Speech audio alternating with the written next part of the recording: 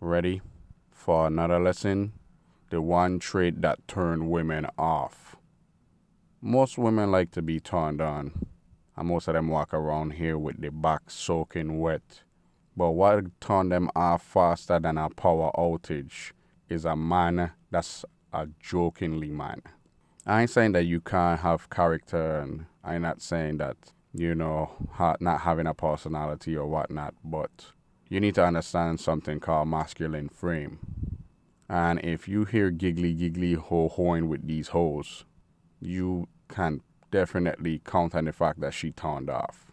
I keep telling people in the circle that having a terrible sex life is, you need to look on how your interaction with women is, and then you'll find the problem. That's where the problem lie.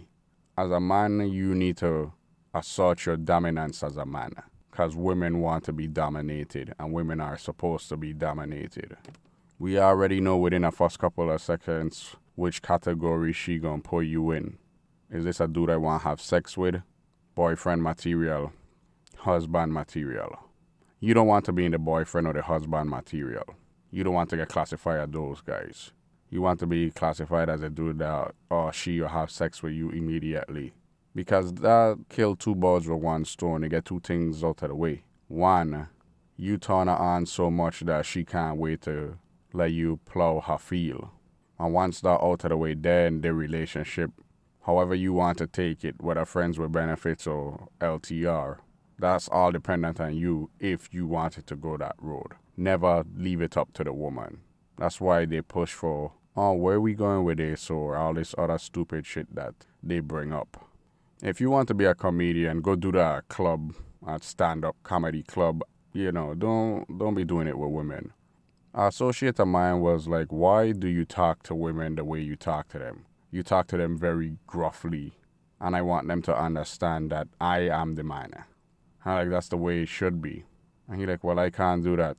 And that's why your wife run the relationship. You need to set these ground rules from the beginning. And you need to make the women in your life understand when you talk, they shut up and listen. Because you're about to give them wisdom that they didn't have before. And that's how they're supposed to be led.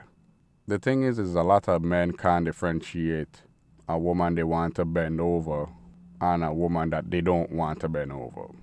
You see, the funny thing is that the woman that you don't want is always the one that wants you. And she going out of her way to let be known that she wants you. But you talk to her any type of way, you don't give a shit about her feelings and stuff like this and blah, blah, blah. That's how you need to apply that same energy to the one you do want. But you gotta understand that you up against competition as well too. So if you find yourself a decent one that looks okay and cool enough in your older years, and I never realized this until I started getting older. For the average guy, it's really hard to get sex consistently. So if you find a girl that's willing to give it to you on a regular, you may not be very fond of this woman, but keep her in the Rolodex until you find one to replace her. Because then when the droughts come. But when it rains, it pours. You know that. So remember this in your dealings. And remember that you ain't a comedian. Leave them to the Chris Rocks and the D.L. Hugleys and the Barney Macs and the Joe Coy and all those people.